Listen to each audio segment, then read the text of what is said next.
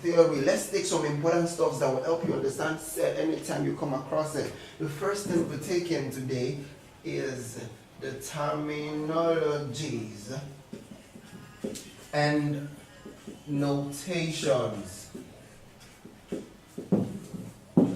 The first one, I have my elements represented by this symbol, and elements of a set are the stuffs, the values, the numbers, the items in that set. Okay, the items in that set. So I can have a set A having this 1, 4, 5, 9. So this means I can say 1 is an element of A, 4 is an element of A, 5 is an element of A, 9 is an element of A. So if 1 is an element of A, how do I represent it? It becomes 1 is an element of A. Okay, 5 is also an element of A. I can write as 5 is an element of A. But if someone should ask us, is 3 an element of A? You say no, there's no 3 here. So how do I write that? That comes like this. 3 is not an element of A. I guess you understand. Then the second is the universal set. And I represent that like this or this. The universal set is that set containing everything you're talking about at a particular time. My universal set can be the set of all alphabets. My universal set can be the set of all consonants. My universal set can be the set of all fruits. So my universal set can be from 1, 2, 3, 4, 5 to 20. So universal sets are peculiar to particular times, represented by curly brackets with nothing inside or by 0 with a slash. So what is an empty set? An empty set, like the name implies, is a set with nothing inside. Set with nothing inside. So this empty set is also known as a null set or a void set, aka also known as null set or void set. Number 4 is the singleton set. The singleton set, like the name implies, single, is a set with just one element. So if I have set B to be the set of Bestie's head, and as you can see, I have just one head, so this is going to be a singleton set. I can also have a singleton set to be a 0 set, that is a set with only one element is a singleton set. So it is important for you to note that a 0 set is a singleton set. A 0 set is a singleton set. Don't go and say because you heard 0, then you start calling it an empty set. A 0 set is a singleton set.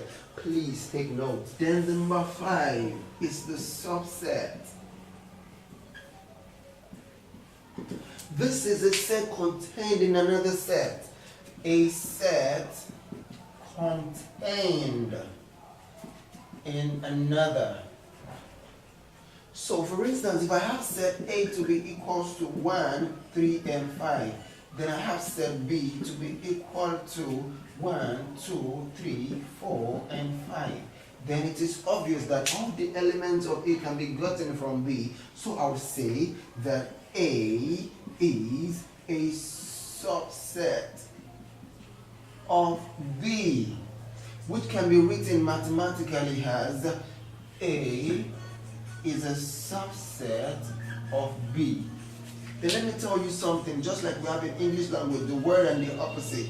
If A is a subset of B, then B is a superset of A, which means superset is like the opposite of subset. If A is a subset of B, then B is a superset of A. If A is a subset of D, then D is a superset of A. So how do I write that? If A is a subset of B, then B is a superset of A. I write that like this. I have a reversed sign, superset of A. The next is the proper subset. Proper subset represented by this. A proper subset is a set contained properly or completely in another set. And to be a proper subset, you have to obey 3 rules. So what are the rules? The rules, if A is going to be a proper subset of B, then rule 1, A should not be empty. A should have values. A should have numbers. Set B, number 2, A should be contained in B. That means you cannot be a proper subset without first being a subset. Then the third, A should not be equal to B. So A should not be empty, A should be contained in B, and A should not be the same thing as B. So what am I trying to say? For if A is going to be a proper subset, let's have an example. If A is equal to 2, 4, and 6, then B is equal to 1, 2, 3, 4, 5, and 6. Then I can say that A is a proper subset of B. What do I mean? Let's check. A must not be empty. A is not empty. Let's see. A should be contained in B. Okay, 2, 4, 6 can be gotten from here. 2, 4, 6. So number 2 is met. Then the third one, A should not be the same thing as B. So 2, 4, 6 should not be all that there is in B. After having 2, 4, 6, I still have 1, 3, 5, meaning that A is a proper subset of B. Okay, number 7 is the power set. The power set refers to the number of subsets in that set. So this is number of subsets. Number of subsets. So the formula is giving us P equals to 2 raised to power n, where this n represents the number of elements in the set we are referring to. So if I have set Q to be equal to 2 and 4, then the power set of set Q is going to be equals to 2 raised to power 1, 2, 2, which is equals to 4. If I add set W to be equals to 1, 4, 9, then the power set of set W is going to be equals to 2 raised to power what? 1, 2, 3, 3, which is equals to 8, and so on. Okay, number 8 is something very simple, the cardinality of a set. The cardinality is just a very unnecessary grammar. It actually means the number of elements in that set, and funny enough, it can also be referred to as the order of that set. So if I have set A to be equal to 1, 3, 6, 9, 11, for instance, then the cardinality of this set, the cardinality written like this or like this, number of elements in A is going to be equal to 1, 2, 3, 4, 5. Number 9, equality of sets. Of course, to a layman, 2 sets are equal if they have the same thing. But for the purpose of this standard, we say 2 sets are equal if the first is a subset of the second and the second is a subset of the first. So this is what I'm talking about. If A is a subset of B and B is also a subset of A, then A is equal to B. If A is contained in B and B is contained in A, then A is equal to B. Now, operations on sets. Operations on set. The first is our union. just like they define marriage to us, they tell us marriage is a union of two parties. That means bringing the two parties together. So in set, union is bringing the two parties together and eliminating repetitions. Bringing the set together and eliminating repetitions. So if I have my set A to be equals to 1, 3, 5, 8, and set B to be equal to 1, 2, 3, 4. Then if I need to get my A union B, it's very simple. All I need to do is to look at this and this and bring everything together. But anyone appearing twice should be eliminated. This is how I like doing mine. I have 1, 3, 5, 8. Then I bring this also. 1, 2, 3, 4. Then I check for repetitions. 1 and 1. Okay, let me take away 1. 3 and 3. Let me take away 3. So I have my answer to be equal to 1, 3, 5, 8, 2, and 4. It is then advisable for you to rearrange. So I have this to be A union B equal to 1, 2, 3, 4, 5, and 8. The second is the intersection, which is like this. And this refers to what the sets have in common, what they have in common. So using set A to be equals to 1, 3, 5, 7, and set B to be equal to 1, 2, 3, 4. Then the intersection between A and B will therefore be equal to 1, 1, 3, 3. 1, 3. The third is the complement of a set. And this means removing the set from the universal set.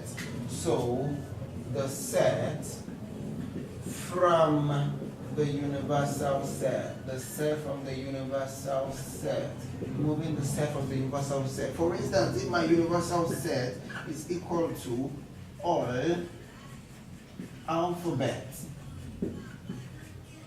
and my set A is equal to all vowels, ladies and gentlemen, for me to get my A complement, it's going to be equal to removing A from the universal set and writing everything left. So if I remove all vowels from all alphabets, what will I have left?